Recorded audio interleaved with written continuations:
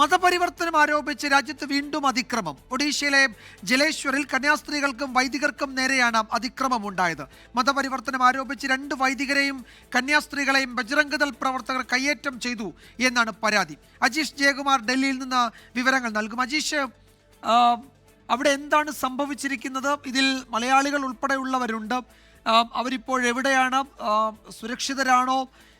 ഈ ബജ്രംഗ് ദൾ പ്രവർത്തകർക്കെതിരെ അവിടെ കേസ് എന്തെങ്കിലും എടുത്തിട്ടുണ്ടോ? അവിടെ നിന്നുള്ള വിവരങ്ങൾ ഈ ഘട്ടത്തിൽ ലഭ്യമാണോ അജീഷ്? വിജയകുമാർ, ഈ സംഭവം നടക്കുന്നത് ഇന്നലെ വൈകിട്ടാണ്. ഈ 5 അംഗ സംഘം, അതിൽ 2 മലയാളി വൈദികരുണ്ട്, 2 കന്യാസ്ത്രീകളുണ്ട്, ഒരു മതാധ്യാപകനുണ്ട്. ഇവർ 5 പേരും കൂടി ചേർന്ന് ഈ ബാലസോർ അതിരൂപതയ്ക്ക് കീഴിലെ ജലേശ്വർ എന്ന സ്ഥലത്ത്, അവിടെ ഗാന്ധിനഗർ മിഷൻ സ്റ്റേഷൻ, അവിടെ അവരുടെ ഇതാപ്പോൾ KC വേണുഗോപാൽ ഈ വിഷയത്തിൽ പ്രതികരിക്കുകയാണ്.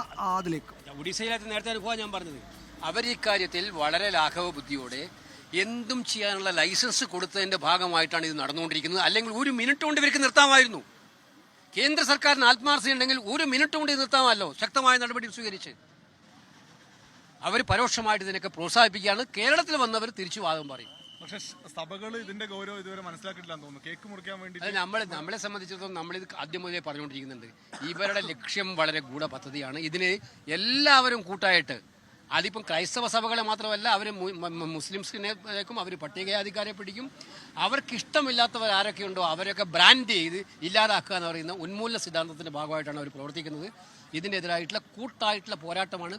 ഒരു കാരണവശാലും ഇതിനെ അനുവദിക്കാൻ പറ്റില്ല. ഞങ്ങൾ ശക്തമായിട്ട് ഇതിന്റെ കൂടെ ഉണ്ടാവും. ഈ തിരഞ്ഞെടുപ്പ് കമ്മീഷനുമായിട്ട് ബന്ധപ്പെട്ടുകൊണ്ട് രാഹുൽ ഗാന്ധി ഇന്ന് നടത്തിയ വാർത്താ സമ്മേളനം ഉണ്ടല്ലോ, അപ്പം കൂടുതൽ സമര പരിപാടികൾ ഇന്ത്യ സഖ്യം പ്ലാൻ ചെയ്തു. ഞങ്ങൾ പറഞ്ഞല്ലോ, ഇന്നത്തെ യോഗത്തിൽ പറഞ്ഞല്ലോ, നാളെ ഞങ്ങൾ എല്ലാവരും ബാംഗ്ലൂരിലാണ്. ബാംഗ്ലൂർ കണ്ട ഏറ്റവും വലിയ മാർച്ചുകളിൽ ഒന്നായിരിക്കും നാളെ നടക്കാൻ വേണ്ടി പോകുന്നത്, ഇലക്ഷൻ കമ്മീഷന് മുമ്പിലേക്ക്. അത് കഴിഞ്ഞ് 11-ാം തീയതി ഇന്ത്യ അലയൻസിലെ എല്ലാ MP-മാരും തെരഞ്ഞെടുപ്പ് കമ്മീഷൻ ഓഫീസിലേക്ക്, കേന്ദ്ര തെരഞ്ഞെടുപ്പ് കമ്മിറ്റി ഓഫീസിലേക്ക് മാർച്ച് നടത്തുക.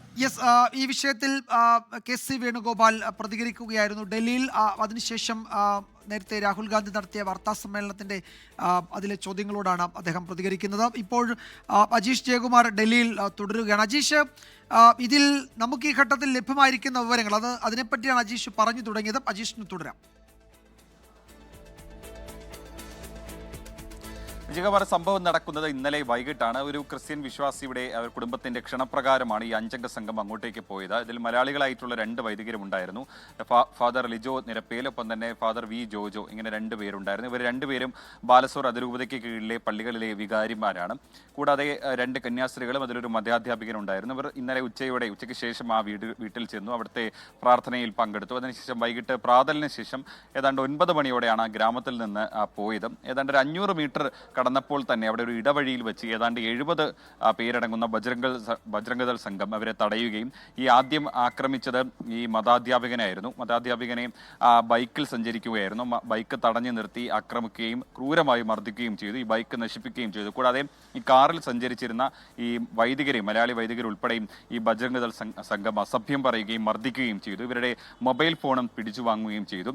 കൂടാതെ തന്നെ ഇവരെ അസഭ്യവർഷം, പ്രധാനമായും ഈ ബജ്രംഗ് ദൾ പ്രവർത്തകർ പറഞ്ഞത് ഈ മതപരിവർത്തനം നടത്താൻ വേണ്ടിയാണ് ഇവർ ഈ ഗ്രാമത്തിലെത്തിയത്. മാത്രമല്ല, ഇപ്പോൾ ഇവിടെ ഭരിക്കുന്നത് BJD സർക്കാരല്ല, BJP സർക്കാരാണ്. അതുകൊണ്ട് തന്നെ ആരെയും ക്രിസ്ത്യൻ വിശ്വാസികളാക്കാൻ സമ്മതിക്കില്ല, അമേരിക്കക്കാരാക്കാൻ സമ്മതിക്കില്ല തുടങ്ങിയ പദപ്രയോഗങ്ങളായിരുന്നു അവർ നടത്തിയത്. അതിനുശേഷം ഏതാണ്ട് 45 മിനിറ്റ് കഴിഞ്ഞാണ് പോലീസുകാർ അങ്ങോട്ടേക്ക് എത്തുന്നത്. 3 പോലീസുകാരുണ്ടായിരുന്നു. അതിൽ ഒരു വനിതാ കോൺസ്റ്റബിളും 2 പുരുഷ കോൺസ്റ്റബിളുമാരായിരുന്നു. ഇവരുടെ സാന്നിധ്യത്തിലും പക്ഷേ ഈ അതിക്രമം തുടർന്നു. പിന്നീട് ഇവരെ ഈ കസ്റ്റഡിയിലെടുത്ത് മാറ്റുന്നു എന്ന് പറഞ്ഞിട്ടാണ് അവിടെ നിന്ന് മാറ്റിയത് ഈ വൈദികരെ. അവിടുന്ന് സ്റ്റേഷനിലേക്ക് കൊണ്ടുപോയപ്പോഴേക്കും ഈ പോലീസുകാരോട് ഈ മൊബൈൽ ഫോൺ ഈ ബജ്രംഗ് ദൾ പ്രവർത്തകർ കൊണ്ടുപോയെന്ന് പറഞ്ഞു. പക്ഷേ ഈ ബജ്രംഗ് ദൾ പ്രവർത്തകർ ഇത് സമ്മതിച്ചില്ല. തങ്ങൾ എടുത്തു എന്നും പറഞ്ഞില്ല. പക്ഷേ എന്നാൽ മൊബൈൽ ഫോൺ കാണാനുമില്ല. അതിനുശേഷം പോലീസ് ഇവരെ രാത്രിയോടെ വിട്ടയക്കുകയായിരുന്നു. പോലീസ് ഇതുവരെയ്ക്കും FIR ഇട്ടില്ല. നമ്മൾ ഈ ബാലസോർ അതിരൂപതയായി ബന്ധപ്പെട്ടിരുന്നു. അവർ ഇപ്പോൾ പറയുന്നത് നിലവിൽ ഈ വൈദികർക്കെതിരെ പോലീസ് കേസ് എടുത്തിട്ടില്ല. ഛത്തീസ്ഗഡിൽ സമാനമായിട്ടായിരുന്നു സംഭവം നടന്നത്. പക്ഷേ ഈ ബജ്രംഗ് ദൾ പ്രവർത്തകർക്കെതിരെ കേസ് കൊടുക്കുന്ന കാര്യം ഇപ്പോൾ അവർ ആലോചിച്ച് വരികയാണ്. ഇപ്പോൾ CBC ആസ്ഥാനവുമായി നമ്മൾ ബന്ധപ്പെട്ടിരുന്നു. അവർ നാളെ ഇത് സംബന്ധിച്ച് ഒരു വാർത്താക്കുറിപ്പ് ഇറക്കുകയോ അല്ലെങ്കിൽ ഒരു വാർത്താ സമ്മേളനം വിളിച്ചു ചേർക്കുകയോ ചെയ്യാം എന്ന് അറിയിച്ചിട്ടുണ്ട്. അജീഷ്, ഇതിൽ ഈ CBCയുടെ ഒക്കെ പ്രതികരണം അല്ലെങ്കിൽ വിശദമായ വാർത്താ സമ്മേളനത്തിൽ മാത്രമേ കാത്തലിക് ബിഷപ്പ് കൗൺസിലിൻ്റെയൊക്കെ പ്രതികരണം ഉണ്ടാകുമെന്നാണ് തോന്നുന്നത് അല്ലേ? ഇപ്പോൾ നമ്മൾ പലരെയും ഇതിൽ പ്രതികരണത്തിനായി വിളിക്കുന്നുണ്ടായിരുന്നു, പക്ഷേ ആരെയും കിട്ടിയിട്ടില്ല. ഇപ്പോൾ അവിടെ ഈ ബജരംഗദൾ പ്രവർത്തകർ കയ്യേറ്റം ചെയ്ത ആ സംഘത്തിലുള്ള വൈദികരും കന്യാസ്ത്രീകളും ഉൾപ്പെടെയുള്ളവരെ നമ്മൾ തുടർച്ചയായി ടെലിഫോണിൽ ട്രൈ ചെയ്യുന്നുണ്ട്. ആരുടെയും പ്രതികരണങ്ങൾ കിട്ടത്തില്ല. അവരൊക്കെ പല പല മീറ്റിങ്ങുകളിലൊക്കെയാണ്. എത്രത്തോളം ഗൗരവത്തിൽ സഭ CBCI ഒക്കെ ഈ വിഷയത്തിൽ ഇടപെടുന്നുണ്ട്, അതിൻ്റെ വിവരങ്ങൾ വരുന്നുണ്ടോ? കാരണം ഇത് ഇന്നലെ രാത്രി നടന്നതാണ്. ഇപ്പോൾ ഒരു ദിവസം കഴിഞ്ഞാണ് അതിൻ്റെ വിശദാംശങ്ങൾ പുറത്തേക്ക് തന്നെ വരുന്നത്. എന്തുകൊണ്ടാണ് അത്രയും ഒരു കാലതാമസമൊക്കെ ഇത്തരം ഒരു സംഭവം ഉണ്ടായിട്ടും സംഭവിക്കുന്നത് അജീഷ്? വിജയകുമാർ, നമ്മൾ പറഞ്ഞതുപോലെ തന്നെ ഇന്നലെ രാത്രി 9 മണിക്ക് ശേഷമാണ് ഈ സംഭവം നടക്കുന്നത് തന്നെ. ഇതൊരു ഉൾഗ്രാമമാണ്. കൂടാതെ ഇവർ രാത്രി പോലീസ് സ്റ്റേഷനിലെത്തി അവരെ പറഞ്ഞു വിട്ടപ്പോൾ തന്നെ അർദ്ധരാത്രിയായി കഴിഞ്ഞു. പിന്നീട് ഇന്ന് രാവിലെയാണ് ഈ സഭയും ഈ കാര്യങ്ങളൊക്കെ ഈ വാർത്ത പുറത്ത് വിടുന്നത് പോലും.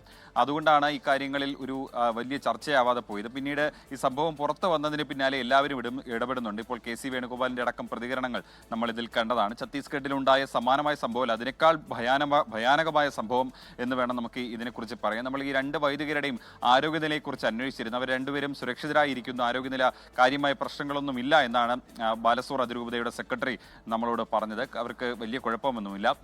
മാത്രമല്ല, ഇവർ കേസ് കൊടുക്കുന്നതുമായി ബന്ധപ്പെട്ട് ഇപ്പോൾ കൂടിയാലോചനകൾ നടത്തി വരികയാണ്. കാരണം ഈ ബജരംഗദളിനെതിരെ അവിടെ കേസ് കൊടുത്താൽ ഇവർക്ക് തുടർ ഭീഷണി ഉണ്ടാകുമോ എന്നുള്ളൊരു ഭയം അവർക്ക് ഉണ്ട്. നിലവിൽ അത്തരത്തിലുള്ളൊരു കേസ്, ഒരു പരാതി പോലീസിൽ ഇതുവരെയ്ക്കും കൊടുത്തിട്ടില്ല. സ്വാഭാവികമായിട്ടും പോലീസിന് സ്വമേധയാ എടുക്കാവുന്ന കേസാണ്. പക്ഷേ ഇതിലൊരു റിട്ടേൺ കംപ്ലൈന്റ് ഇതുവരെയ്ക്കും കൊടുത്തിട്ടില്ല.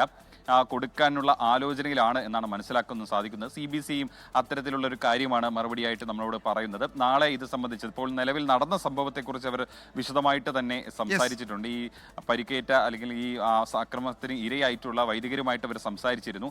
മാത്രമല്ല, ഈ നാളെ ഇത് സംബന്ധിച്ച് വിശദമായിട്ടൊരു കുറിപ്പ്, ഒരു വാർത്താക്കുറിപ്പ് ഇറക്കാമെന്നും CBC ഇപ്പോൾ അറിയിച്ചിട്ടുണ്ട്. മതപരിവർത്തനം ആരോപിച്ച് 2 വൈദികരെയും ഒരു കന്യാസ്ത്രീകൾ ഉൾപ്പെടുന്ന ഒരു സംഘത്തെയാണ് ബജരംഗദൾ പ്രവർത്തകർ കയ്യേറ്റം ചെയ്തു എന്ന പരാതി ഉയരുന്നത്. ഇത് ഒഡീഷയിലെ ജലേശ്വറിൽ ഇന്നലെ രാത്രി 9 മണിക്ക് ശേഷമാണ് സംഭവിച്ചത്.